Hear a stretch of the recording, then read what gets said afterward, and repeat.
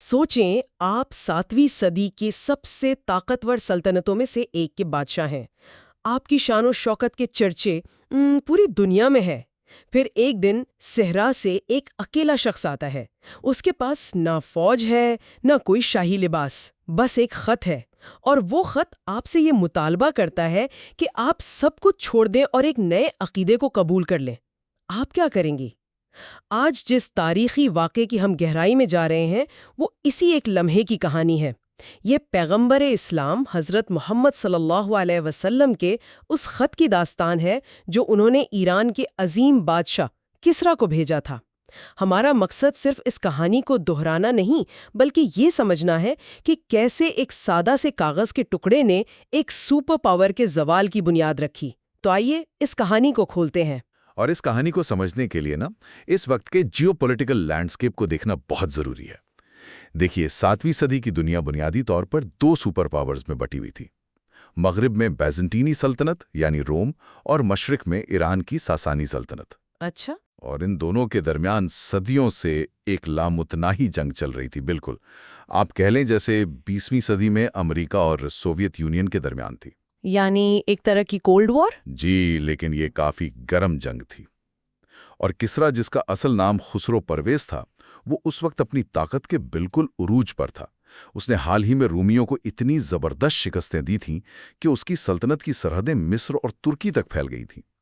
تو اس کا تکبر بے وجہ نہیں تھا، اس نے اسے کمایا تھا۔ یعنی وہ خود کو بادشاہوں کا بادشاہ سمجھتا تھا اور اس وقت دنیا بھی اسے ایسا ہی مانتی تھی۔ تو ایسے میں عرب کے صحرا سے آنے والا ایک پیغام اس کے لیے کیا حیثیت رکھتا ہوگا؟ بالکل کچھ بھی نہیں۔ اس کے لیے یہ ایک غیر اہم واقعہ ہونا چاہیے تھا۔ لیکن یہی تو اس کہانی کا دلچسپ پہلو ہے۔ پیغمبر اسلام نے جب دنیا کے حکمرانوں کو خطوط بھیجنے کا فیصلہ کیا تو انہوں نے ہر سلطنت کے مزاج اور کلچر کو مد نظر رکھتے ہوئے اپنے قاصدوں کا انتخاب کیا۔ اور ایران جیسے پرشکو دربار کے لیے انہوں نے حضرت عبداللہ بن حذافہ سہیمی کا انتخاب کیا۔ اور جو بات مجھے سب سے زیادہ حیران کرتی ہے وہ یہ ہے کہ حضرت عبداللہ کسی بڑے شاہی وفد کے ساتھ نہیں گئے۔ اکیلے گئے تھے؟ بالکل اکیلے، اپنی اونٹنی پر روانہ ہوئے۔ ایک طرف دنیا کی سب سے امیر اور طاقتور سلطنت، اور دوسری طرف ایک تنہا قاصد جس کے جسم پر روایات کے مطابق ایک معمولی کمبل اور ایک سادہ سی عبا تھی۔ یہ تضاد تو شروع سے ہی بہت واضح ہے۔ یقیناً، اور یہ تضاد میرے خیال میں جان بوجھ کر قائم کیا گیا تھا۔ یہ خود ایک پیغام تھا۔ اچھا؟ پیغام یہ تھا کہ ہم دنیاوی شان و شوکت سے متاثر ہو کر نہیں آ رہے، ہمارے پیغام کی طاقت اس کی سچائی میں ہے، نہ کہ سونے اور جواہرات میں۔ حضرت عبداللہ کا تنہا سفر کرنا اس اعتماد کی علامت تھا کہ انہیں کسی لشکر کی حفاظت کی ضرورت نہیں ہے۔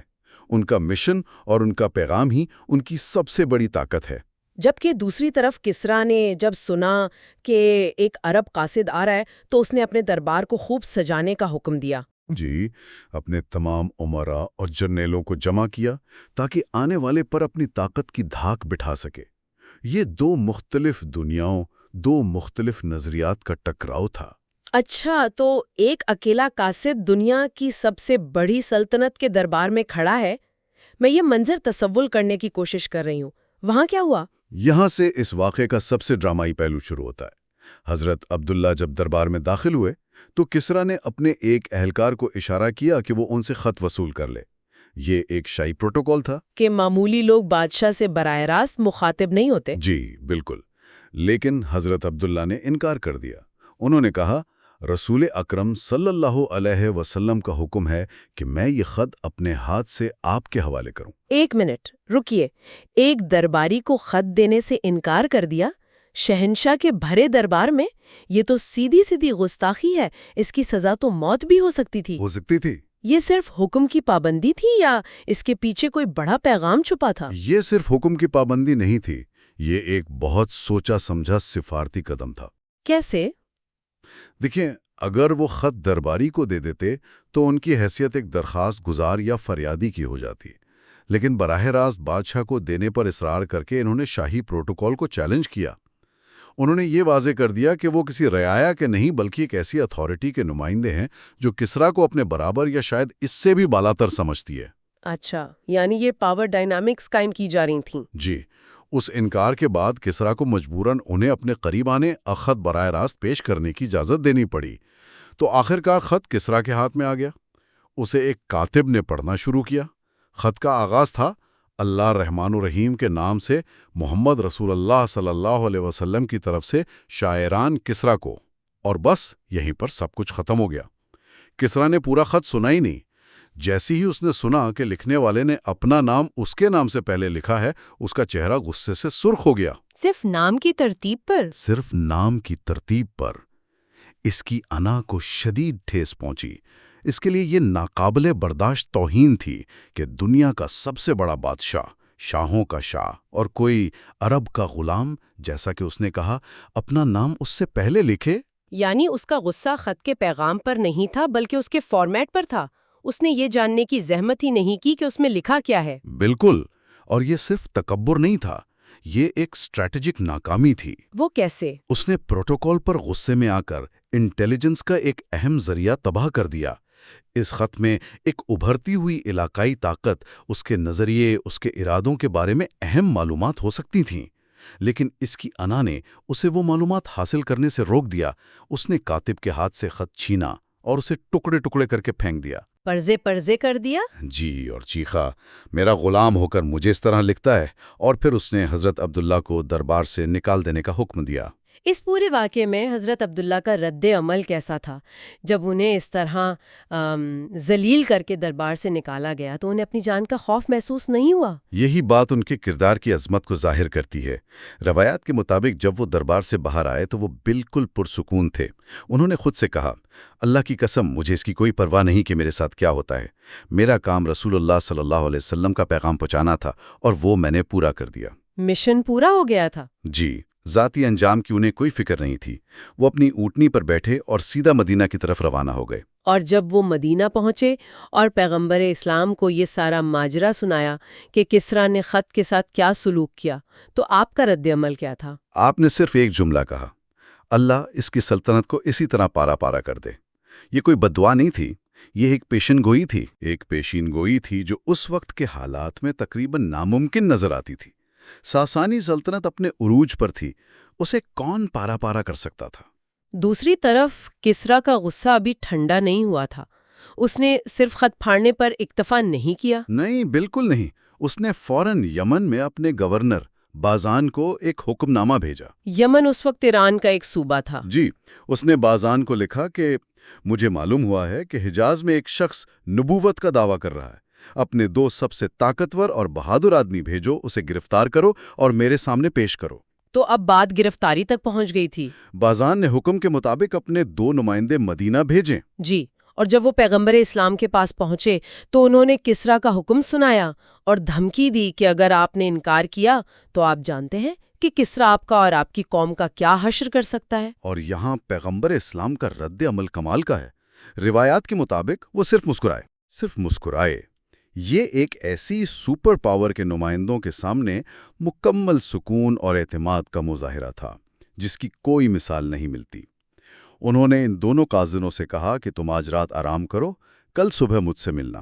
اور اگلے دن تاریخ کا وہ حیران کن موڑ آیا جب وہ دونوں دوبارہ حاضر ہوئے تو پیغمبر اسلام نے انہیں ایک ایسی خبر دی جس نے شاید ان کے پاؤں تلے سے زمین نکال دی۔ جی ہاں، انہوں نے ان سے کہا، تم لوگ اب کبھی اپنے بادشاہ کسریٰ سے نہیں مل سکو گے۔ جاؤ اور اپنے گورنر بازان کو بتا دو کہ میرے رب نے گزشتہ رات فلاں مہینے کی فلاں تاریخ کو کسریٰ پر اس کے اپنے بیٹے شیرویہ کو مسلط کر دیا اور اس نے اسے قتل کر دیا ہے۔ یہ بات ناقابل یقین ہے۔ صرف یہ بتانا کہ کسریٰ مر گیا ایک بات ہے، لیکن یہ بتانا کہ کس مہینے، کس رات اور قاتل کون ہے، اس کا اپنا بیٹا، جی، اس قسم کی پریسائز انفارمیشن اس زمانے میں ہزاروں میل دور مدینہ میں کیسے پہنچ سکتی تھی؟ یہی تو اس واقعے کا سب سے حیران کن پہلو ہے، اور اسے سمجھنے کے لیے ہمیں ساسانی دربار کی اندرونی سیاست کو دیکھنا ہوگا۔ تاریخی ذرائع بتاتے ہیں کہ کسریٰ پرویز اپنے آخری دنوں میں بہت ظالم اور شکی مزاج ہو گیا تھا۔ اچھا؟ اس نے اپنے ولی عہد کو قید کر دیا تھا۔ اس کا بیٹا شیرویہ، جسے قباد دوم بھی کہا جاتا ہے، اسے اپنے باپ کے ہاتھوں اپنی جان کا خطرہ تھا۔ تو دربار میں ایک سازش تیار ہو رہی تھی، لیکن اس سازش کی تفصیلات، اس کی ٹائمنگ یہ مدینہ تک پہنچنا ناممکن تھا۔ ناممکن تھا۔ یہی چیز اس پیشین گوئی کو انسانی عقل سے بالاتر بنا دیتی ہے۔ ان قاصدوں کا کیا رد عمل تھا؟ انہوں نے یقیناً اس بات پر یقین نہیں کیا ہوگا۔ وہ دہشت اور حیرت میں ڈوب گئے۔ انہوں نے پوچھا، کیا آپ جانتے ہیں کہ آپ کیا کہہ رہے ہیں؟ کیا ہم یہ بات اپنے گورنر کو لکھ دیں؟ اور آپ نے کیا جواب دیا؟ آپ نے جواب دیا، ہاں، اور اسے یہ بھی بتا دینا کہ میرا دین اور میری حکومت وہاں تک پہنچے گی جہاں تک کسریٰ کی حکومت ہے، اور اسے یہ پیغام بھی دینا کہ اگر وہ اسلام قبول کر لے تو جو علاقہ اس کے پاس ہے وہ اسی کے پاس رہے گا، اور میں اسے اس کی قوم کا حکمران بنا دوں گا۔ یعنی تباہی کی خبر کے ساتھ ایک نئی شروعات کی پیشکش بھی تھی۔ یہ صرف انتقام نہیں تھا، یہ ایک نیا نظام قائم کرنے کی دعوت تھی۔ بالکل۔ دونوں قاصد اسی کشمکش اور حیرانی میں بازان کے پاس یمن واپس پہنچے اور اسے ساری رودات سنائی۔ اب بازان کے لیے یہ بہت بڑا امتحان تھا۔ بہت بڑا امتحان۔ ایک طرف اس کے بادشاہ کا حکم، دوسری طرف یہ ناقابل یقین خبر۔ اس نے کیا کیا؟ اور بازان کا رد عمل اس کی ذہانت اور دانشمندی کو ظاہر کرتا ہے۔ اس نے کوئی جلد بازی نہیں کی۔ اس نے کہا، خدا کی قسم، یہ کوئی عام بات نہیں ہے، ہم انتظار کریں گے۔ اس نے اس خبر کو ایک کسوٹی کے طور پر لیا۔ جی، ایک لٹمس ٹیسٹ۔ اس نے کہا، اگر یہ بات سچ نکلی تو یہ شخص واقعی خدا کا نبی ہے، اور اگر یہ غلط ثابت ہوئی تو پھر ہم سوچیں گے کہ اس کے ساتھ کیا کرنا ہے۔ اور اسے زیادہ انتظار نہیں کرنا پڑا۔ کچھ ہی دنوں بعد ایران سے ایک سرکاری خط بازان کے پاس پہنچا۔ یہ نئے بادشاہ شیرویہ کا خط تھا۔ اس خط میں لکھا تھا، میں نے کسریٰ کو قتل کر دیا ہے۔ میں نے اسے اپنی قوم کے انتقام میں قتل کیا ہے، کیونکہ اس نے ہمارے معززین کو قتل کیا۔ جب میرا یہ خط تمہیں ملے تو اپنے ماتحت لوگوں سے میری اطاعت کا عہد لو۔ اور خط میں تاریخ بھی وہی درج تھی جو پیغمبر اسلام نے بتائی تھی۔ یہ وہ لمحہ تھا، پیشن گوئی حرف بحرف تاریخ اور تفصیلات کے ساتھ سچ ثابت ہو گئی۔ بازان کے لیے اس سے بڑا کوئی ثبوت نہیں ہو سکتا تھا۔ بالکل۔ اس کے تمام شکوک و شبہات دور ہو گئے۔ روایات بتاتی ہیں کہ اس نے شیرویہ کا خط پڑھتے ہی ایک طرف پھینک دیا۔ پھینک دیا؟ جی، اور فوراً اپنے اسلام قبول کرنے کا اعلان کر دیا۔ اور صرف اس نے نہیں، بلکہ اس کے ساتھ یمن میں موجود تمام ایرانیوں نے بھی اسلام قبول کر لیا۔ یہ کتنا حیران کن ہے۔ جس گورنر کو کسریٰ نے گرفتاری کے لیے ایک آلے کے طور پر استعمال کرنا چاہا تھا، وہی ایران کی سلطنت کی حدود میں اسلام کی پہلی بنیاد بن گیا۔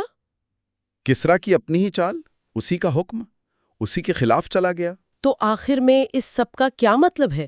یہ کہانی صرف ایک بادشاہ کے تکبر اور اس کے انجام کی داستان نہیں ہے، یہ اس سے کہیں زیادہ گہری ہے۔ جی، یہ ہمیں بتاتی ہے کہ اصل طاقت فوجوں اور خزانوں میں نہیں ہوتی، بلکہ سچائی اور یقین میں ہوتی ہے۔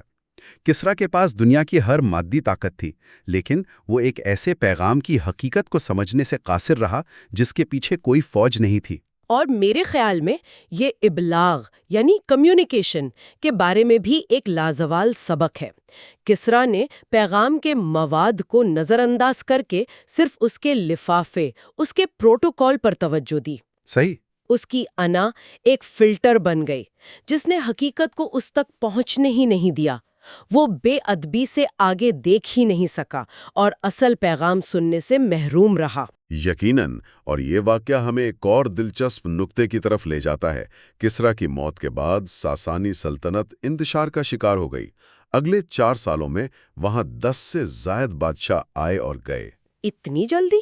جی، وہ سلطنت اندر سے کھوکھلی ہو گئی، اور جب چند سال بعد عرب افواج وہاں پہنچے تو انہوں نے اس عظیم سلطنت کو بہت آسانی سے فتح کر لیا۔ یعنی پیغمبر اسلام کی وہ پیشین گوئی کہ اللہ اس کی سلطنت کو پارا پارا کر دے گا، لفظ بلفظ پوری ہوئی۔ لفظ بلفظ۔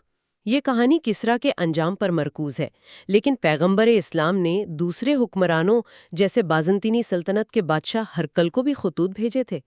یہ بات سوچنے پر مجبور کرتی ہے کہ ان کا رد عمل کیا تھا، اور تاریخ نے کیا مختلف موڑ لیے ہوں گے اس بنیاد پر کہ کسی رہنما نے پیغام کو سننے کا انتخاب کیا یا کسریٰ کی طرح اسے پھاڑ دینے کا۔ بالکل، اور یہیں پر ہم اپنے سامعین کے لیے ایک سوچ چھوڑ جاتے ہیں۔ ہرقل کا رد عمل کسریٰ سے بالکل مختلف تھا۔ اچھا؟ اس نے خط کو پھاڑا نہیں، بلکہ اس پر غور کیا۔ اس نے پیغمبر اسلام کے بارے میں معلومات اکٹھی کی اور روایات کے مطابق وہ تقریباً قائل ہو گیا تھا۔ لیکن اپنے درباریوں اور پادریوں کے دباؤ میں آ کر پیچھے ہٹ گیا۔ تو اس ایک فیصلے نے شاید دنیا کی تاریخ بدل دی۔ بالکل، اگر وہ اسلام قبول کر لیتا تو آج دنیا کا نقشہ شاید کچھ اور ہوتا۔ یہ سوچنے کی بات ہے کہ ایک فرد کا فیصلہ، چاہے وہ تکبر میں کیا گیا ہو یا خوف میں، کس طرح صدیوں پر محیط اثرات مرتب کر سکتا ہے۔